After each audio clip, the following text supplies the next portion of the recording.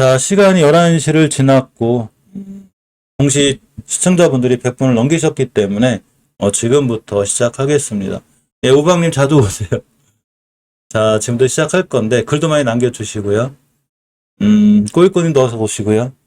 자, 지금부터 오늘 오전 시장 브리핑을 좀 하려고 하는데, 다행히 어제보다는 좀 살아났거든요. 하긴, 어제 그렇게 급락을 했으니까, 어제 그렇게 급락을 했으니까, 당연히 좀 오늘 기술적 반등 정도가 나오는 건데, 기술적 반등 정도가 아니라 추세가 전환이 되려면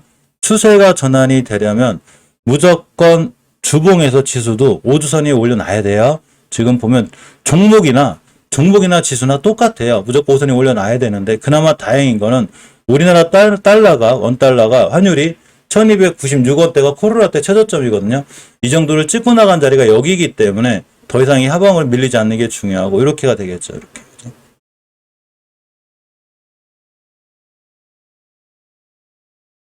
자, 이렇게가 되는데, 이때 저점이 766포인트였는데, 어제 저점이 763포인트까지 밀려서 다행히 이제 이런 자리들 안 깨놔서 그나마 하방에서 받쳐주는 거고, 아직 완벽하게 추세 전환과 턴이 됐다고 보긴 힘들어요.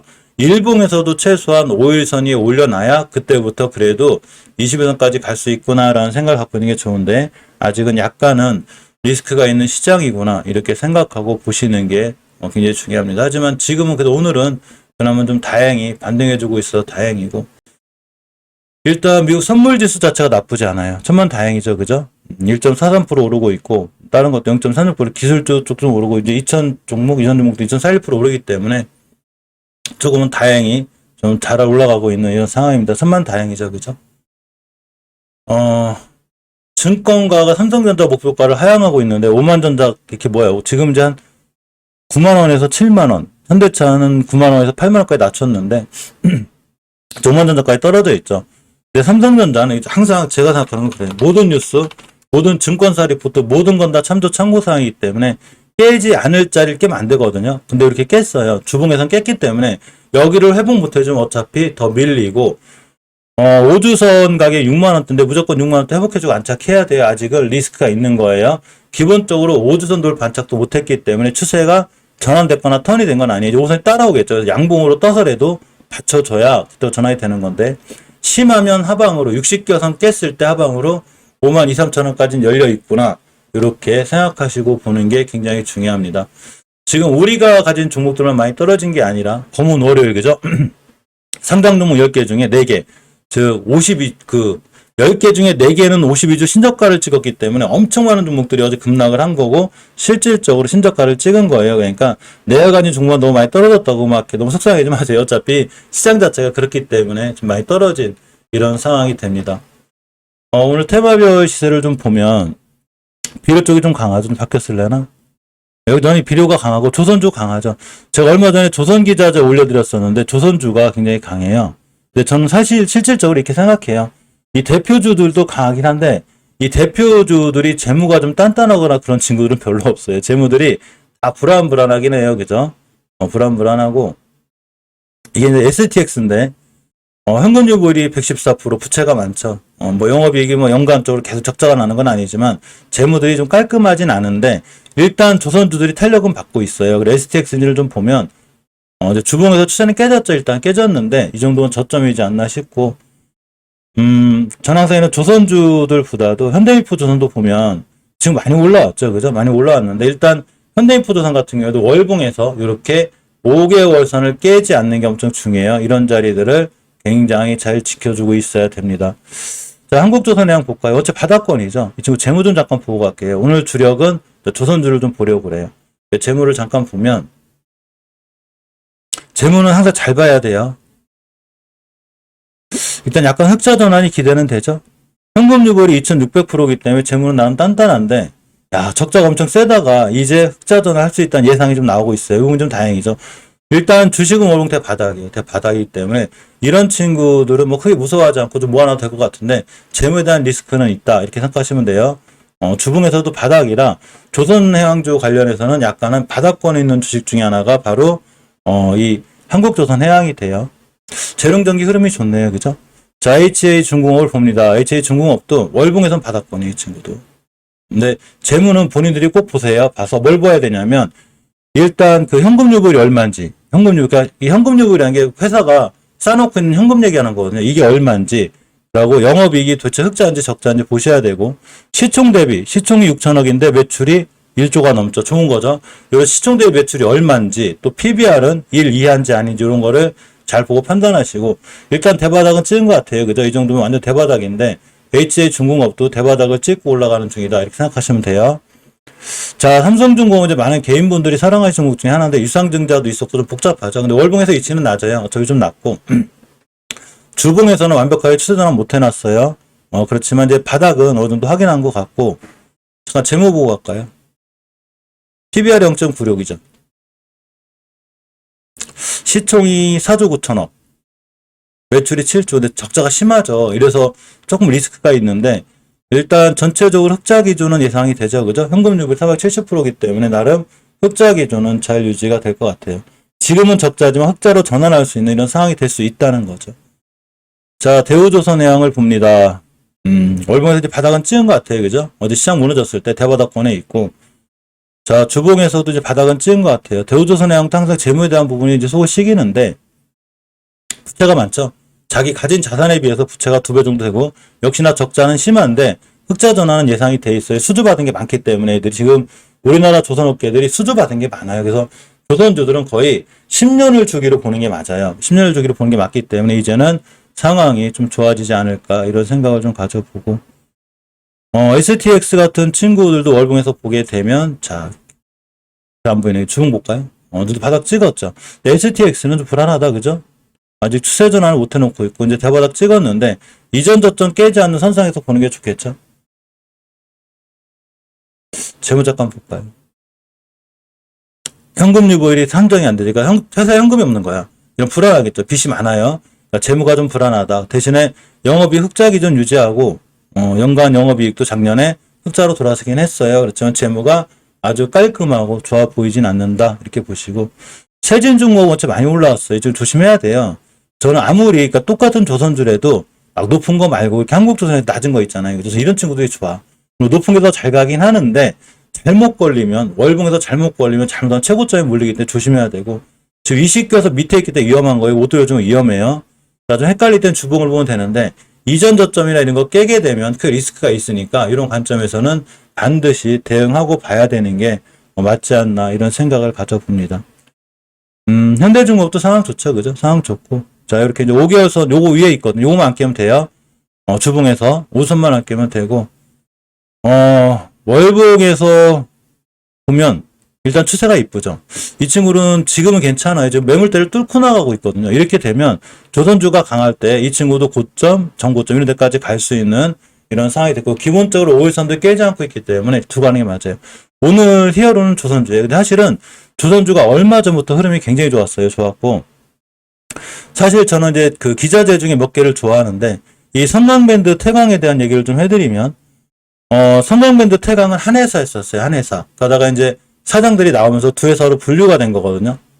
그러니까 뿌리는 하나인데, 이 두 회사가 만드는 제품이 있는데, 이게 조금은, 지금 모르겠어요. 제가 예전 기억만 갖고 보면, 좀 독보적이에요. 우리나라에서.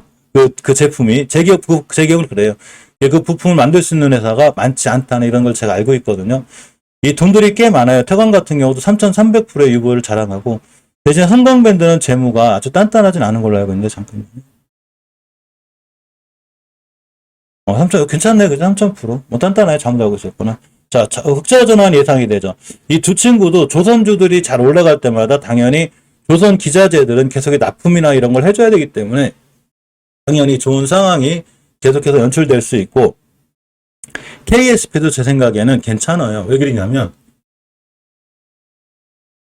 자, 예전에 조선기자재 관련해서 제가 KSP를 굉장히 좋게 본 적이 있었는데, 이 친구의 월봉의 추세가 원체 이뻐요. 원체 이쁘고, 물론 이제 지금 우리가 가진 종목들이 사실 이렇게 이쁘다가 다시 대바닥 온 게 많거든요.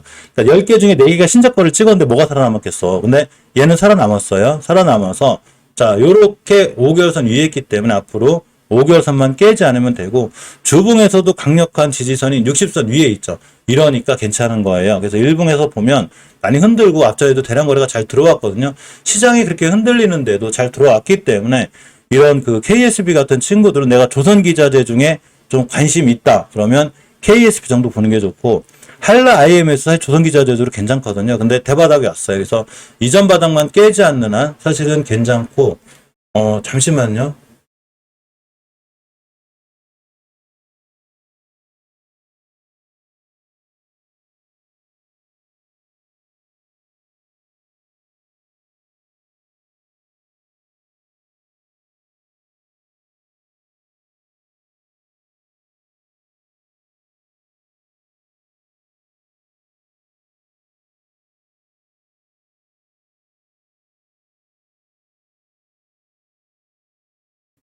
자, 죄송합니다. 자, 어쨌건 한라 IMS가 대바닥을 찍고 있기 때문에 사실 한라 IMS의 저가 매수 정도 이런도 괜찮아. 뭐 이런 친구들도 모아가는 것도 괜찮고, 물론 시장 무너지면 더 무너질 수 있을 것 같긴 한데, 요새 그 권리락 유행하면 뜨는 거 알죠? 이렇게 떴는데 이 권리락 효과, 착시 효과 이거 이제 수정 주가인데 이게 주봉 대바닥이잖아요, 그죠?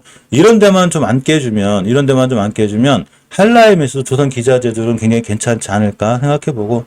대한전기공업 같은 친구들도 이제 바닥 찍었거든요. 사실 좀 리스크는 있어요. 하방으로는 열려있긴 한데, 그래도 어제같이 시장 급락했을 때 자리만 안 밀리면, 대한전기공업도 지금 좀 살아나지 않을까 싶어요. 단, 추세는 못 돌려놨어요. 그러니까, KSP에 비해서 아직은 좀 불안하긴 한데, 그래도 이 정도면 좀 관심권에 두셔야 되고, 성강밴드 태강이 약간 늦은 감이 있어요. 제가 성강밴드는 어디서부터 제가 이제 봤냐면, 좀 제가 늦게 알려드리긴 했는데, 이 정도가 제일 좋아요. 계속 지켰어요. 여기가 제일 좋은 자리였어요. 그래서 지금은 추세가 굉장히 이쁜 자리가 되고, 아마 제 생각으로는 일단은 아무리 못 가도 13,700원대까지 가락률이 굉장히 커요.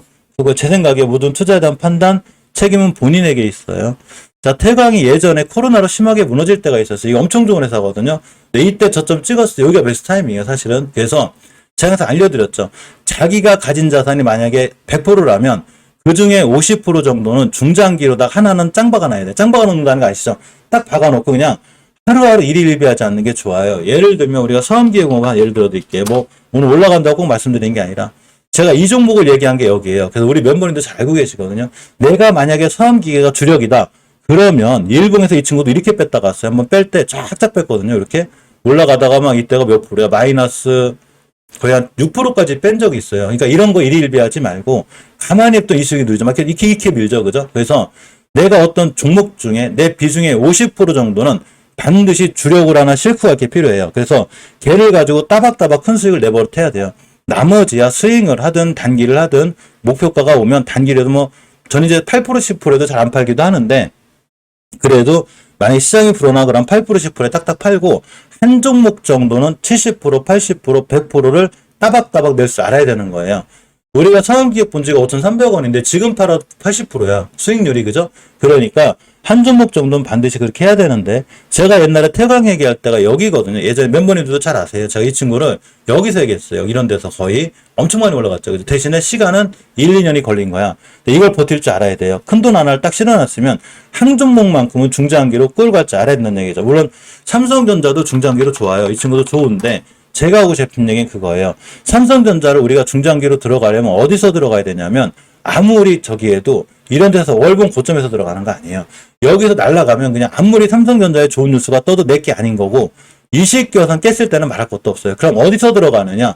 이제 추세 전환과 턴을 해줄 거거든요. 그러면 삼성전자는 주봉에서 5선 돌파 한자 껴놓으면 그때부터 뭐와 같은가?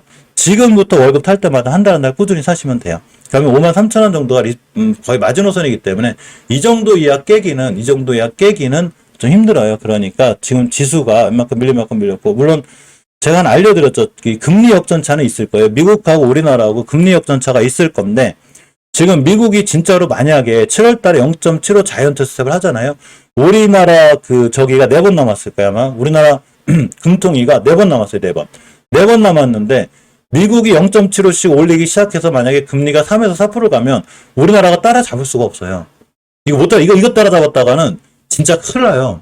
우리나라 막 아파트 대출 받아서 막 아파트 사고 연끌 좀 많잖아요. 그죠? 근데 정말 큰일 나. 저도 옆에 저도.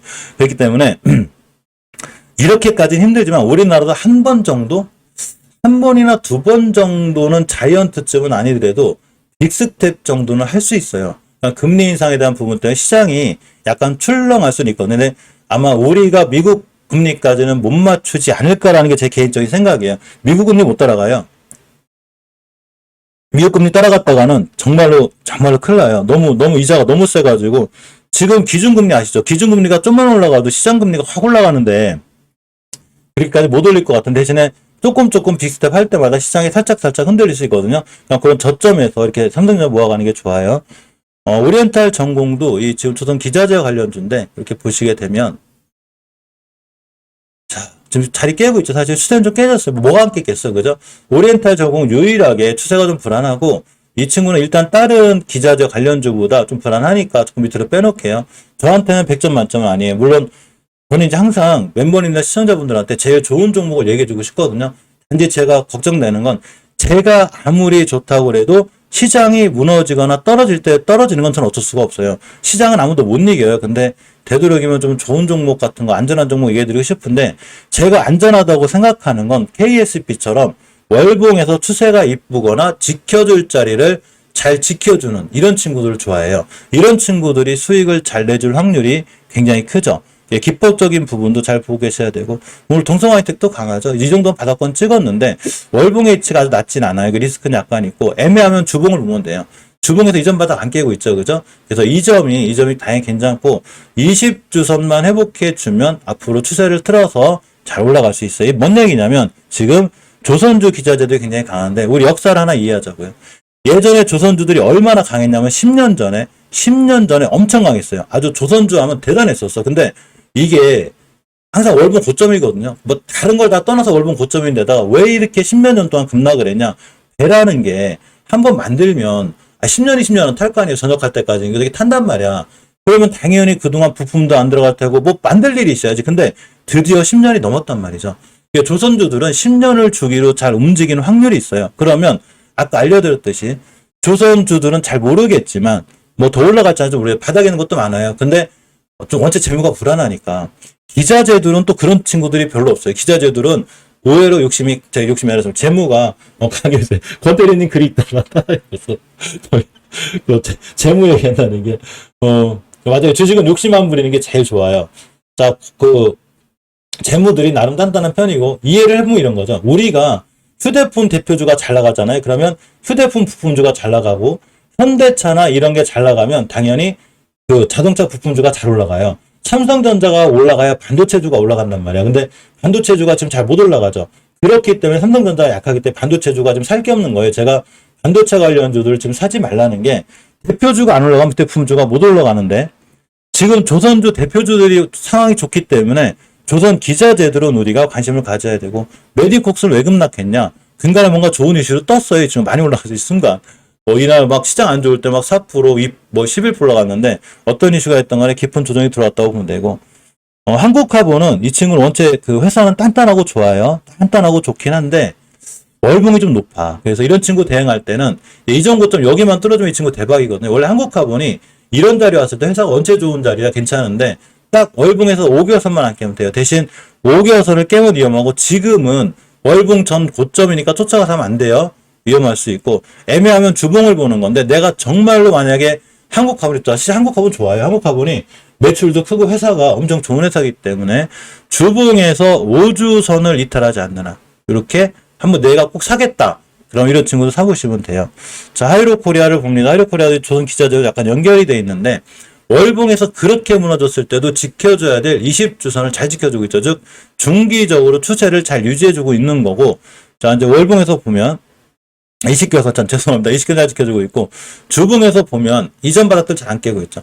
항상 월봉보다는 주봉에서 이제 보는 방법이 제일 월봉에서 보는 게 제일 중요해요. 항상 장기적인 지표 그러니까 주봉보다는 월봉이 장기적인 지표잖아요. 그죠? 그래서 장기적인 지표인 월봉을 보는 게 굉장히 중요한데 아직은 잘 지켜주고 있습니다. 항상 이렇게 생각하시면 10년을 주기로 조선주들은 10년을 주기로 움직이는데 그 10년의 주기가 이제 왔구나라고 생각하는 제 개인적인 판단이에요. 제 개인적인 판단인데 아마 그런 주기가 오래 올 것 같고 그 슈퍼사이클인지 뭔지 막 예전 반도체 얘기했잖아요. 근데 슈퍼사이클이라는 건 월봉 고점에서 오지 않아요. 바닥에서 오는 거예요. 막 10만 전자가 여기 슈퍼사이클이 아니라 저점에 있을 때 돌아나가는 거지. 그러니까 주식 거꾸로 해야 돼요. 자, HSDNG는 제가 좋게 보고 있긴 한데 이 친구는 항상 우리가 기법적인 면에서 봤을 때 이식결선의 각도가 있어요. 이거 셀 때 깨지면 이런 데까지 밀린단 말이야. 그래서 막상 좋진 않지만 그래도 역시나 조선 기자재 관련주고 선박용 엔진 만드는 회사니까 아니 배를 만들려면 엔진 만들어야 될 거 아니야. 그래서 그런 엔진 만드는 회사고 이식결선이 8,600원만 깨지 않으면 돼요. 주봉에서도 우선 이 얘기기 때문에 사실 HSN이 오늘 뭐 계약권으로 강하긴 한데 그래도 역시나 상당히 이뻐요. 그래서 가장 지금 좀 싸게 살 수 있는 거 그런 거는 이제 KSP나 한라IMS 저는 싼 종목이 좋아. 대항전기고 이런 종목이 좀 싸고 자 오리엔탈 종목 약간 밀어놓을게요. 성강밴드 태강은 조금 높아요. 높고 지금은 조금 위험하다. 좀 요렇게 상황을 보는 게 좋고 STX 엑젠이나 한국카본 하이로코리아는 월봉에서 높긴 하지만 내가 어느 자리를 깨면 손절할 자신만 있다. 그러면 괜찮을 것 같습니다. 사실 태강 성강밴드는 원체 이제 이 친구들은 회사 내용도 제가 잘 알고 좋긴 해요. 추세가 엄청 이쁜데 지금은 약간은 높은 거예요. 왜냐하면 목표가가 여기인데 목표가 다 왔잖아. 항상 목표가에 사면 안 되는 거예요. 목표가를 맞고 조정해 받으니까 목표가 사면 안 돼. 태강도 목표가 다 왔거든요. 지금 이런 데가 목표가예요. 그러니까 지금 아차 사면 단기 고점에 물릴 수 있어요. 뭐 중장기적으로 내가 몇 달, 1년 동안 모아가겠다 이러신 분은 상관이 없는데 스윙으로 들어가서 이렇게 하겠다 하시는 분들은 상당히 리스크가 있으니까 조정권에 봐야 되는 게 중요하고 조선주들은 우리가 그러니까 시장에 대한 제가 흐름을 잘 이해하고 계시라고 그랬죠. 시장에 대한 흐름은 항상 잘 이해하고 계셔야 되고 시장 전체가 어디로 가는지를 잘 봐야 되는 거예요. 반도체가 지금 삼성전자나 SK하이닉스가 자꾸 무너지고 있는데 반도체 관련주를 사면 안 되겠죠. 그래서 제가 반도체 부품주라든가 비메모리 반도체라든가 이런 종목들을 아예 포트에 안 넣어요. 그리고 얼마 전에는 이제 멤버님들하고 시황 정리할 때 제가 매수대기 종목의 반도체 종목 중에 그래도 살만한 거 올려놨다가 그래도 뺐어요. 그 섹터 때문에 어쩔 수 없이 빼게 되더라고요. 그게. 그래서 멤버님들도 보호해야 되거든요. 지금 손실을 보게 하면 안 된단 말이죠. 이게. 자, 이런 이제 주요 내용이랑 기법들은 제가 잘 올려놨거든요. 그러니까 이렇게 보시게 되면 멤버들 필독 영상이 있어요. 어제 오늘 또 몇 번 가입하셨거든요. 지금 좀 나가시는 분들도 좀 계시고 들어오신 분들도 많아요. 그래도 어쨌거나 제가 거의 640분은 거의 유지하고 있어요. 그래서 굉장히 진심으로 고맙고 감사드립니다. 시장이 폭락하는데도 많은 분들이 이탈하지 않고 저랑 같이 해주셔서 진심으로 고맙고 제가 드릴 수 있는 선물이 그렇게 많지는 않아요. 이제 아침에 같이 만나는 거, 저녁 때 멤버방에서 이제 종목 같은 거 상담해 주는 거 이 정도인데 그래도 제가 최선을 다해서 해드리고 있고 멤버님들 필독 영상이 있으니까 요거 꼭 신규 가입하신 멤버들 꼭 보시고 저도 들으니까 일단 가입하신 분들도 기존 가입 회원님들 까먹을 만쯤에 한번 좀 보시면 좋아요. 제가 계속 위로 올려놓을게요. 그러니까 저녁에는 이렇게 또 멤버님들 실방이 있으니까 여기서 최대한 또 좋은 얘기들 많이 나누고 있고 지금 멤버님들끼리 굉장히 좀 친해지셔가지고 굉장히 좋아요. 그죠? 자 어쨌거나 지금은 상당히 조선 기자재들 흐름이 좋다 이렇게 생각하고 보시면 되고 자 조선 기자재들은 여기까지 볼 수 있는 걸로 하고